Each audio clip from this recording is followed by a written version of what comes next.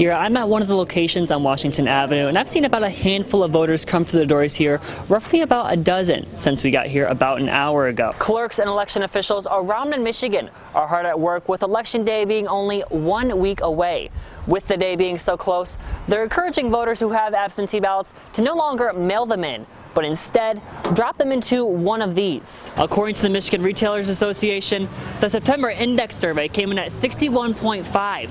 They say that's a large increase from August, which was recorded at 49.3. This is all in honor of Dr. Joan Jackson Johnson, who is known for giving back, especially during this time of year. Now, this prompted City Council members to hold a meeting tonight to hear from different organizations on what they would do to help out those in need. Well, all eyes will be focused on Ann Arbor this Saturday night for the big matchup between Michigan State and the University of Michigan. Many shoppers today had their focus on gearing up. Regardless of who they're rooting for, one store has everything that they're looking for. And 6 News reporter Mckoy Scribner was actually there today. And Mckoy, what are the shop owners saying about this, what we like to call the special time of year? Sherry and Lauren, it's something employees at the store in Flint have been preparing for quite some time. Rivalry week. And employees say whether you're a Spartan or Wolverine, they have something for everyone. And your total is $82.65.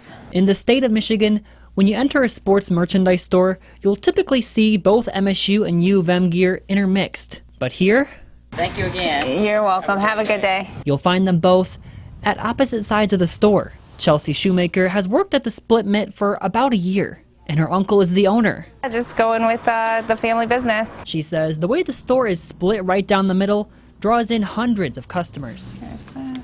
We are unique, and we do kind of have just the things for each team. And we try to get a little bit of variety in with everything else. This includes Lynn Benke, who says this store is perfect for her. Absolutely. As I bleed green, I teach blue. While she graduated from MSU, she's a professor at U of M. So it was only right for her to grab her merchandise here. It's fabulous because you can take care of both ends at the same time. Shoemaker says the store has been here for a while and held a similar division gimmick before her family took over the reins from the previous owner. And she adds, rivalry week and how well each team plays has a big impact on sales. Since the teams have been doing really well, we've also picked up in business as well. She even holds herself to not wear one team's apparel more than the other because it could be bad for business. Yeah, because if I do that, then the other team kind of gets a little like, as in thinking we're favoritizing, and that's not the case. We just do it because it's here and we have it and we like to represent each team. Now, of course, I had to ask which team sees more sales, and employees say the Wolverines do, but just barely. And they also tell me the business and sales that's created during this time will typically last until after Christmas, once all holiday shopping is completed. Back to you. Well, despite the current economic crunch, small businesses tend to love this time of year because of increased foot traffic due to holiday shopping. Mckoy Scribner is here for you now and shows us how one store is using TikTok to keep shoppers coming in.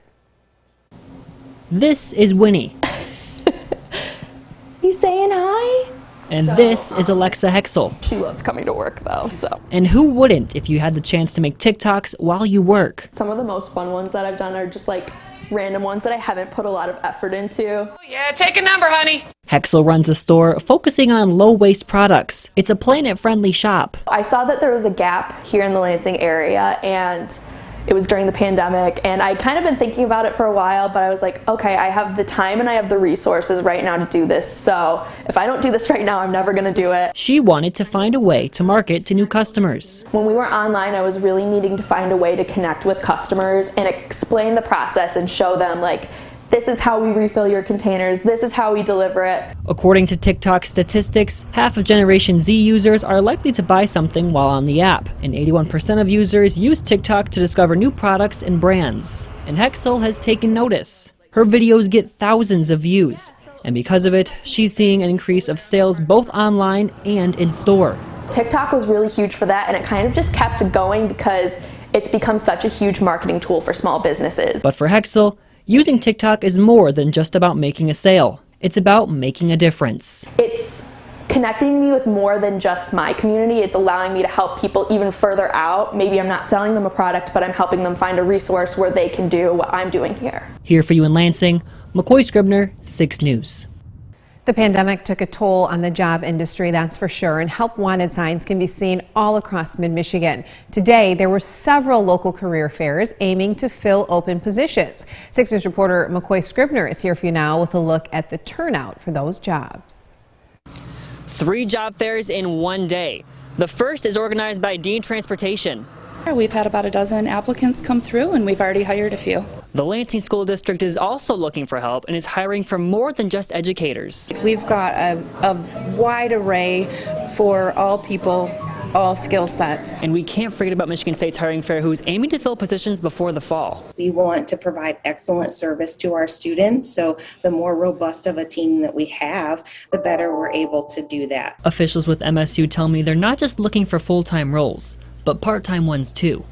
Primarily, our positions for today were in culinary services and our facilities and janitorial staff. Ashley Olson with Dean Transportation tells me her company is growing, and job fairs like these are beneficial. We've been doing these for a few years now, and it really does help generate interest, especially from those folks who may not think that bus driving would be a good opportunity for them or that they would be capable of that. Unfortunately, the Lansing School District isn't seeing much growth when it comes to the number of qualified teachers. There is a teacher shortage going on across the United States. It's not specific to our district or our state. But there are still applicants like Jessica Mead who want to be closer to home. I currently work for East Lansing School District, but I graduated from Eastern High School, and so I'm like, I need to come home. This is where I'm supposed to be, is Lansing. So, even though today's job fairs are over, all 3 are still looking for qualified candidates. We have links at WLNS.com.